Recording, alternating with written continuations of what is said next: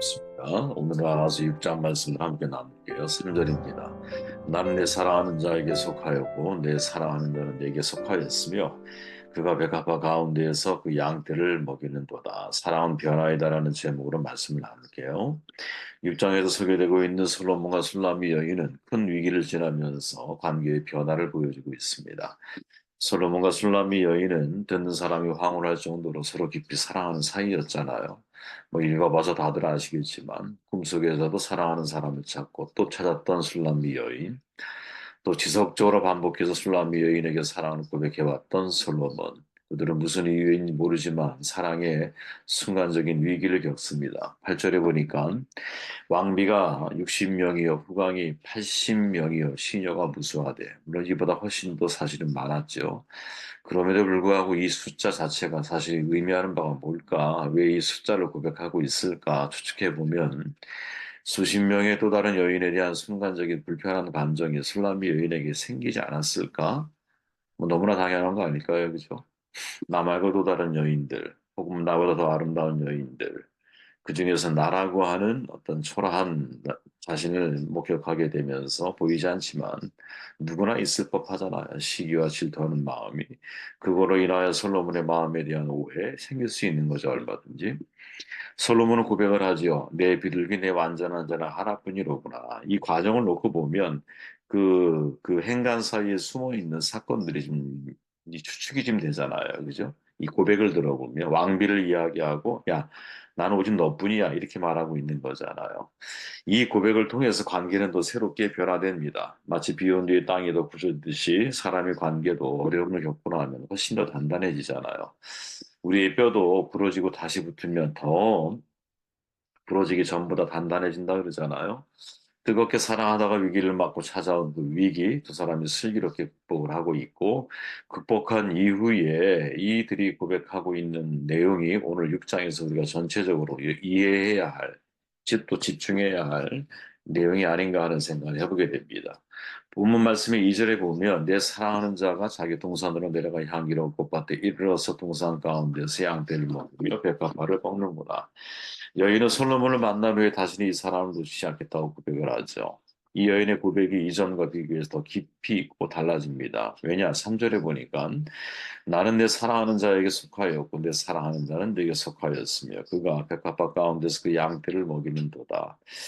이 아가서 전체를 통해 놓고 볼 때 여러분 이 고백이 중요한 분기점이 되는 고백이거든요. 왜냐하면 이와 똑같지는 않죠. 비슷한 고백이지만 전혀 다른 고백이 앞서 2장에 보면 2장 16절에 이렇게 말하죠. 사랑하는 자는 내게 속하였고 나는 그에게 속하였도다. 그가 백합화 가운데서 양떼를 먹인다. 이렇게 말을 하죠. 근데 6장 3절과 차이가 뭐냐? 순서가 바뀌었다라는 거죠. 2장에서는 내 사랑하는 자는 내게 속하였다라는 말을 먼저 했지만 6장 오늘 본문 3절에서는 나는 내 사랑하는 자에게 속하였다라는 말을 먼저 하고 있다라는 거죠. 사랑의 고백이 앞뒤가 바뀌어져 나타나고 있다라는 거예요. 처음에 여인의 사랑이 타인을 소유하는 거라고 내가 생각을 했을지 몰라요. 그죠? 그러나 사랑의 위기를 극복한 이후에 내가 저 사람을 소유하는 게 아니구나. 나는 내 사랑하는 자에게 속하였구나. 이렇게 고백을 하고 있죠. 처음에 여인은 사랑하는 사람을 소유하기를 원했던 것 같아요. 고백만 놓고 보면 자기가 소유하는 사랑을 오래가지 못합니다. 여인이 그런 고백을 한 거죠. 또 그것을 경험한 거죠. 소유하는 사랑을 가졌기 때문에 오히려 오래 지속하지 못해. 진짜 우리가 상대를 어기려면 상대에게 자유를 줘야 되거든요. 하나님이 우리를 사랑하시는 방식이 뭡니까? 자유의지를 주고 스스로 사랑을 선택하게 만드시는 거잖아요. 끊임없이 하나님은 우리를 향해 당신의 사랑으로 우리를 설득하고 계시죠. 오래 참고 계시죠. 온유함으로 우리를 바라보고 계시죠. 친절함으로 우리를 대하고 계시죠. 한결같은 마음으로 우리를 끝까지, 그죠? 끝까지 사랑하시잖아요. 그리고 그 사랑을 깨달은 사람이 스스로 자발적인 사랑의 선택에 의해서 하나님을 사랑하기를 원하시는 것. 이게 정말 수준 높은 사랑이라는 거예요, 여러분. 우리는 사실 이 사랑을 배워야 되거든요. 사랑과 애정은 다르지 않습니까? 애정은 남녀 간에 이끌리는 정서로서 소유욕이 포함되어 있죠, 그 속에. 그러나 사랑은 소유와는 사실 무관하거든요. 사랑은 상대와 무관하게 일어날 수 있는 나의 마음이기 때문에 반대로 애정은 상대에게 초점이 맞춰져 있는 종속적인 정서이기 때문에 서로가 그 마음 중심에 들어가 보면 소유하려고 하느냐 아니면 오히려 살아가면서 자유를 주려고 하느냐. 남녀의 애정이 있어서 여러분 서로가 철저히 소유하려는 경향이 우리는 있잖아요. 근데 진짜 소유하려는 그 마음 때문에 결코 소유하지 못하는 경우가 허다하거든요. 진짜 우리가 사람을 사랑하게 되면 소유하려고 하지 않아. 오히려 소유하지 않으려고 할 때 소유하게 되는 것을 경험하는 거죠. 그러니까 애정이 사랑으로 승화되면 정말로 인간관계가 멋지고 아름다워질 수 있다. 새로운 관계가 탄생할 수 있다. 변화된 사랑을 경험할 수가 있다. 라고 저는 말할 수 있다고 저는 생각을 하거든요. 우리가 알고 보면 여러분 사랑하는 사람들과의 연인, 그죠?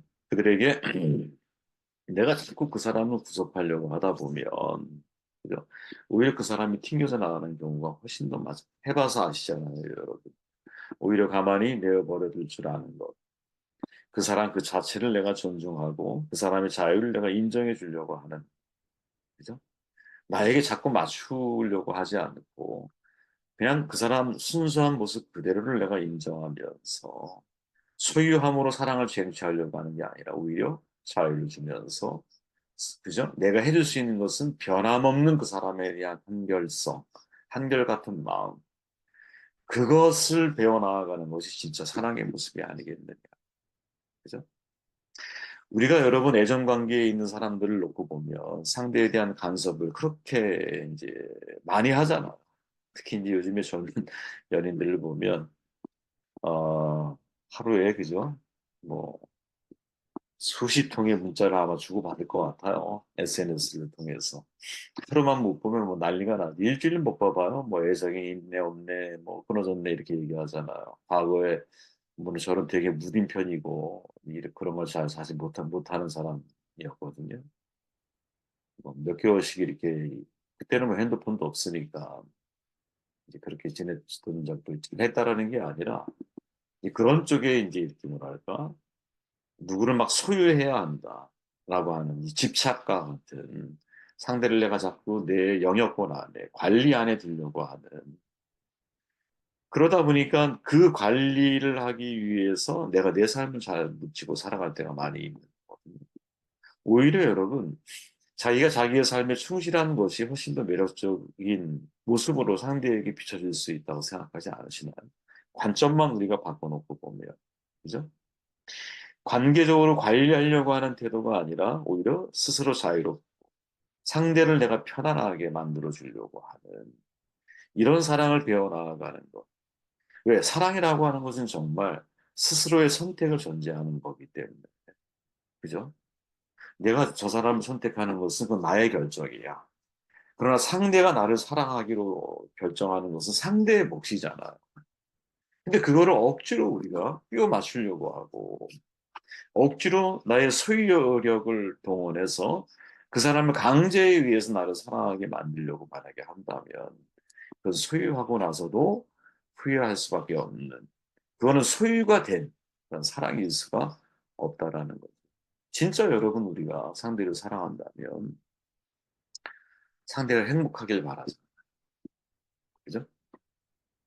근데 상대가 나에게 있어서 내가 그렇게 집착적인 소유욕을 가지고 상대를 대한다면 과연 상대가 나를 바라보면서 나와 함께하는 시간들을 통해 행복할 수 있겠느냐. 그렇게 지금 여기서 보여주고 있는 여러분, 이 술라미 여인의 이 변화, 고백의 변화는 되게 우리가 진짜 한번 진지하게 고민해 봐야 할 이제 사실은 내용이라는 거죠. 처음에는 그죠? 사랑하는 자가 내게 속하는 거였어. 그런데 이제는 무엇? 내가 사랑하는 사람에게 속하는 거야. 내가 사랑하는 사람. 우리가 하나님에 대한 신앙관도 여러분 이것과 비슷하다고 생각하지 않으세요? 물론 나중에 나가면 이제 그런 얘기를 하겠지만 어쨌든 이 과정을 통해서 우리가 경험할 수 있는 것은 야, 사랑에는 두 얼굴이 있는 것 같아. 그 사랑에는 나를 위한 사랑이 있다면 너를 위한 사랑이 있어. 소유하려고 하는 사랑이 있다면 오히려 내어주려고 하는 사랑이 있는 거야. 그죠? 물론 두 얼굴 사이에 갈등하는 상황이라서 양쪽의 사랑을 내포하는 경우도 있을 수 있을 거예요. 그러나 진짜 참된 의미로서의 사랑을 우리가 고민해 본다면 상대방과 소통하면서 상대를 내가 존중해주고 그죠?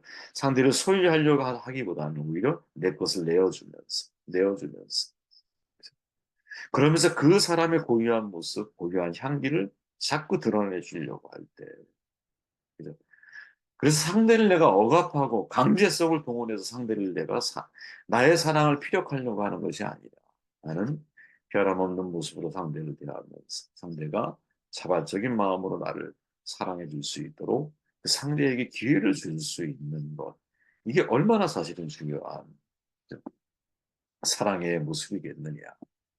토마스 모튼 신부님의 영적 일기 가운데서 2009년에 쓰신 건데 이런 내용이 있죠. 변덕이 심한 나의 욕구를 채우려고 무엇인가를 찾느라고 오늘은 시간을 다 보냈다. 외부를 좀 차단하고 빗장을 좀 잠궜어야 했는데 나의 내면의 문을 좀 열었어야 했는데 성령이 들어오시도록 좀 비웠어야 했는데 이 일기를 가만히 읽다 보면 여러분 그런 생각이 들었어요. 야, 우리가 무엇인가 찾기 위해서 이 찾는다라는 것은 소유하기 위해서잖아요. 소유하기 위해서. 인생에 너무나 많은 시간들을 보내게 된다라는 거지. 과연 그 소유가 나의 허기진 배를 배부르게 해줄 수 있느냐? 아, 결코 그럴 수 없다라는 거죠. 하나님께서 우리에게 말씀하신 너는 내 것이라. 그죠? 이때 내 것은 여러분 강력한 소유욕을 뜻하는 것처럼 보여. 그죠? 너는 내 거야. 이렇게 말하니까 강력한 소유욕을 말하는 것처럼 보이지만 사실은 이 말씀을 묵상하다 보면 이거는 하나님의 소유욕을 강조하는 게 아니에요. 소유를 원했다면 여러분 자유의지를 되돌려 가시면 되지. 여러분 자유의지를 우리에게 주셨다라고 하는 이 대전제는 뭐냐면 하나님 우리를 강제적인 힘을 통해서 소유하시려고 하는 분이 아니라 자발적인 선택에 의해서 사랑의 관계, 친밀한 교제를 이루어가기를 원하신다라는 거죠. 그죠? 우리가 어제 말씀을 나눴지만 이 소금과 빛이라고 하는 것이 우리의 신앙의 그리스도인의 정체성이라고 그랬잖아요. 근데 이들은 공통점이 있어. 그게 뭐예요? 타자 중심의 삶의 지향성을 가지고 있다는 거죠. 마태복음 5장 16절에 보니까 이같이 너희 빛이 사람 앞에 비치게 하여 우리가 여러분 살아가는 삶의 방식의 스타일은 사람들은 자기중심적인 삶을 선택해 가는 거야. 이 포스트 모더니즘의 독특한 특징 가운데 하나가 사도 바울이 말했던 말세지 말에 자기를 사랑하는 거야, 사람들이. 자기를 사랑하는 거야. 자기 사랑이 뭐가 나빠요?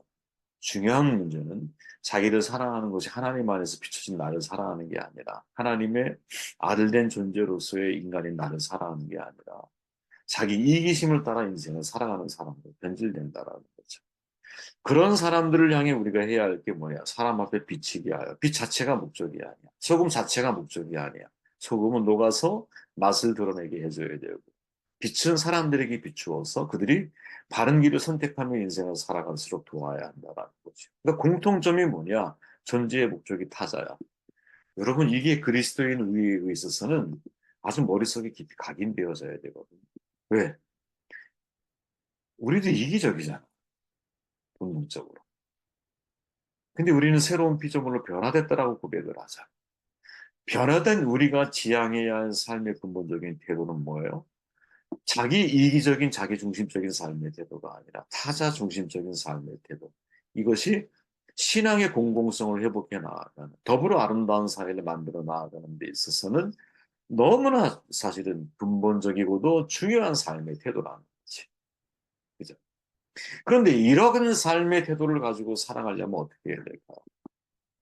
오늘 이 여인이 우리에게 보여준 술람미 여인이 우리에게 보여준 삶의 태도처럼 내가 무엇인가를 소유하려고 하지 말고 거꾸로 내가 상대에게 소유되려고. 여러분 우리가 신앙생활에 처음 하나님을 믿게 되면 우리가 하나님을 소유하려고 하죠. 그게 기복신앙이잖아. 그죠? 하나님을 내가 소유하려고 하는. 목회자가 여러분 실수를 저지를 때가 언제입니까? 내가 말씀을 소유했다고 생각할 때인 거예요. 이게 바뀌어야 되거든요. 내가 하나님을 소유하려고 하는 게 아니라 램프를 내가 마법사 지니의 램프처럼 그 램프를 소유하려고 하는 게 아니라 내가 하나님께 소유되어져. 특히 이제 말씀을 전하는 사람들은 내가 말씀을 소유하려고 하는 사람이 되는 게 아니라 그 말씀에 내가 소유된 인생이 되어질 때 그때 진짜 신앙이 건강하게 되는 것이 아니겠느냐 하는 생각을 해보게 되었습니다. 사랑은 변화이다. 술람미 여인의 고백의 변화를 통해서 야, 내가 하나님을 소유하려고 하는 사람이냐 아니면 내가 하나님께 소유된 사람이냐 이 질문을 던져보는 시간이었습니다.